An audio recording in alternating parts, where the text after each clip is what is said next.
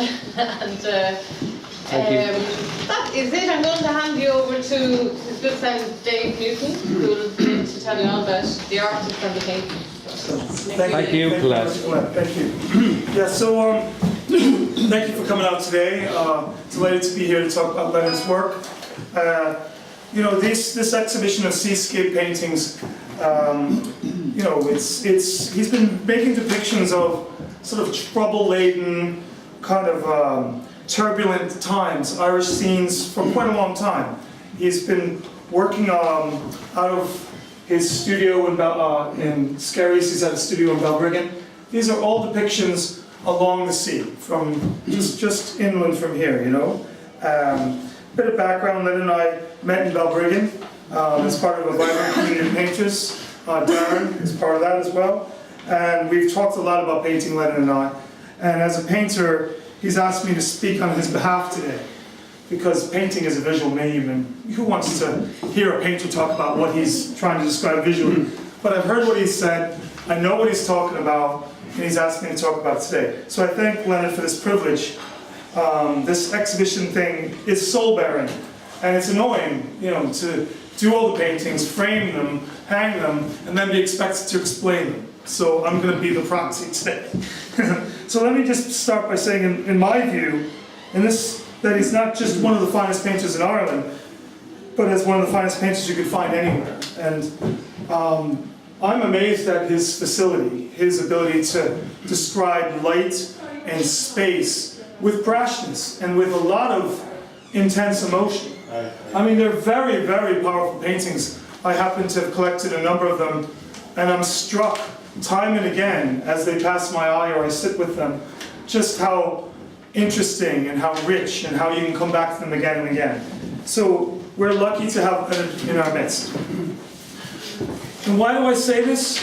It's because as a painter and as somebody who's talked to him about painting, there's a problem with depiction. What do you choose to depict? How do you go about making something? It's annoying, it's hard. So when we look at these evocative landscapes and seascapes, and also look over paintings and portraits that he's done of figures, and of hell, and of dancers, and of mothers and children, he works in series, triumphs upon triumphs in his work. Very well exhibited, very well collected artist we have here at Leonard, you know? So painting contains this problem, though, of how to depict something and what to depict. But here's the essential issue. Painters paint, I've heard, and fainters faint. What I mean by that is, most people go through their lives, and they ride their bikes, and they go to work, and they go home, and they have their lamb chops, or whatever. Those are the fainters. But the painters are the people who get up in the day, struggle around, and try to encapsulate how they feel. It's not unlike poetry. And I'll talk about poetry in a little while, but I mean, to get up in the morning and blob paint like that, I dare you. I just dare you. You won't get away with it. That's 40 years of hard slog to be able to pull that off. It's amazing. It's fine, fine painting, undoubtedly. So most of us don't paint, but those that do look at that and go, holy crap, that's good. You know? So, but the problems of depicting stuff is this, and he conquers it. And allow me to explain, well, let me just ask a thought experiment for a second, right? So imagine that each of you aim to become a painter. I know you're probably going, oh, I can't draw a straight line, or the nuns whacked me in the wrist and I can't do it anymore. No, you have lots of anxieties about it. But if you decided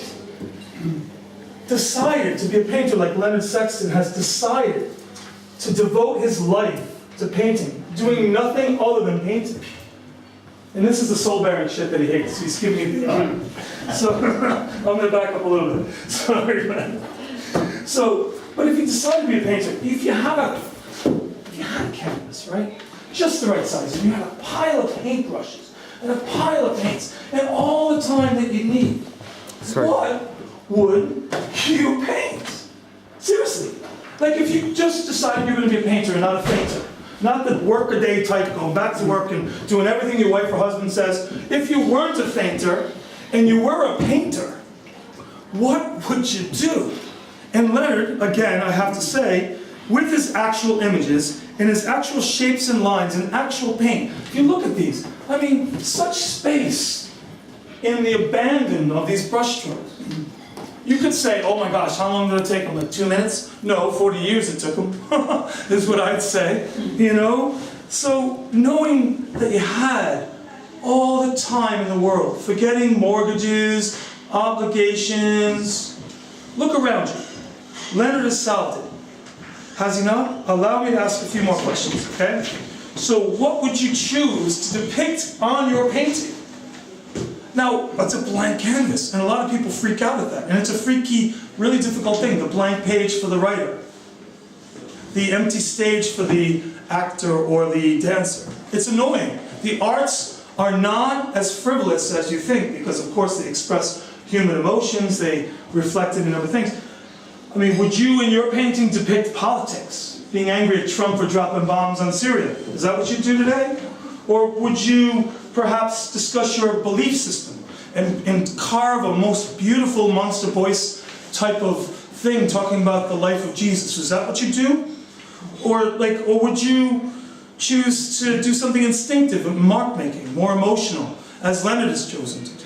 Something that talks about what he knows as he trundles up and back along Balbriggan and Skerries and lives beside it his whole life. Is that something you do? Instinctive mark making? Would you show what you've done on your journeys around the world? Would you try to paint a painting that is a combination of all these things? This is tough stuff, how to depict. It's not easy. And yet we have this coherent body of work. You see what I mean? Painting's a problem. It's a huge problem. We often see it in this kind of setting where you can buy it or you can see it in a museum. We forget that it's essentially the problem of depiction. So here it is, Leonard selected his subject, the site where land meets sea. That's what he's painting. And the various light and atmospheric conditions that he has witnessed and tries to perceive and imagine being equivocated in paint. Impending night, rain-laden skies, rich ferment, which might represent his emotionalism, or maybe it represents what he hopes the viewer will find in that emotionalism. Pain-gray strokes of brush strokes. I mean, look at these brush strokes. I dare you, if you become a painter, to come anywhere close to the facility of that. I dare you if you get your brush and you get your canvases. All right. So somewhere in Leonard's internal being is this romantic that's trying to understand not only his own experience, but how it relates to what he's seeing, and he also, God darn it, wants to share it. How special is that? That's a weird, special journey for anybody to go on. It's not a fainter. It's not somebody who faints. It is somebody who is confident and tough and rigid and absolutely special. And we're delighted to have him here. Leonard, I'm sorry for the soul bearing again, but it's the role you've asked me to do. So, do you see what I'm saying? Painters have these deep worries and they creep in. Or they have these deep joys and they creep in. And they try to do something with it. And this is something that he shared with me. You know, it could be too simple, too complicated, it could be too thin, it could be too thick.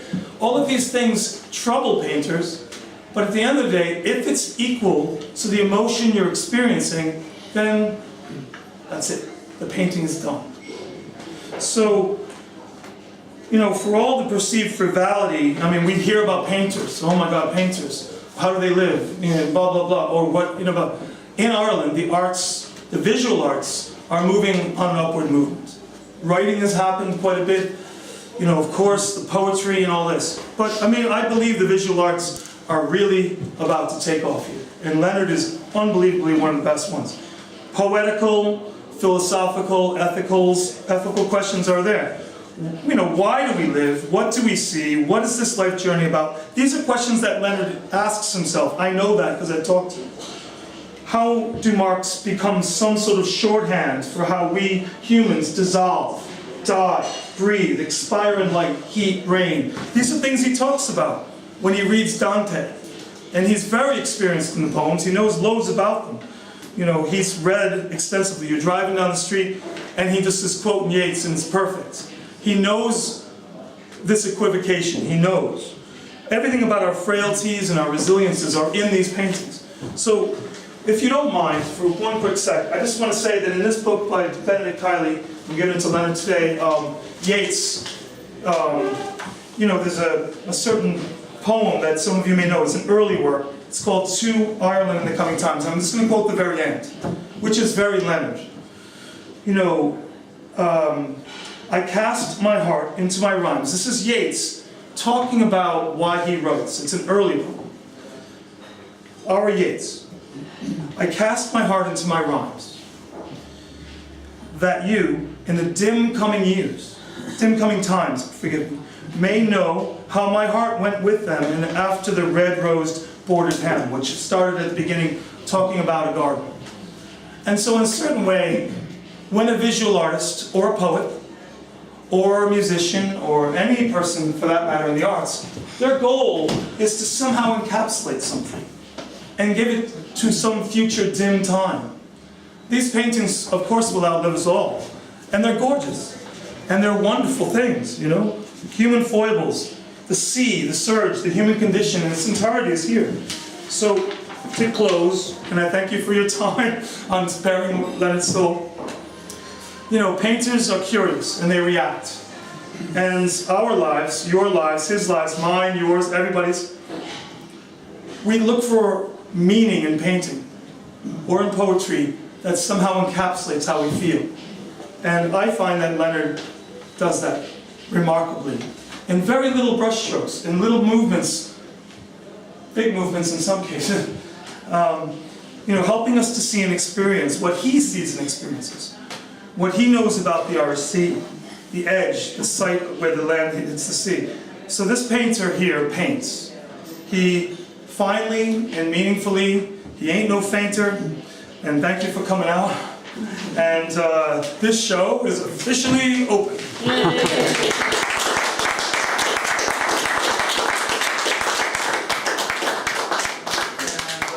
A book for Leonard, yeah. A book. He's not going to talk, he'll give you a grumble or something, unless, you know. Thank you. Alright, so there's Leonard. Yeah. So meet Leonard and check out the paintings closely, please. Thanks to Colette, of course, for doing it all. Well done, Colette, yeah. Thanks, Thank Colette. you, Leonard. Mass has ended. Go, please. I think I had to have a glass of wine. Yeah, Mass. I thought you were at Mass there. No, I didn't. We're here to end that.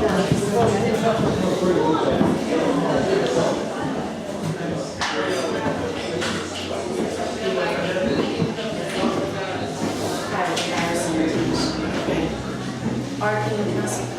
Sorry, that's what I'm saying. This is my hero. I don't know where it's from. We can never hear it. It's like a huge crash. Oceanside.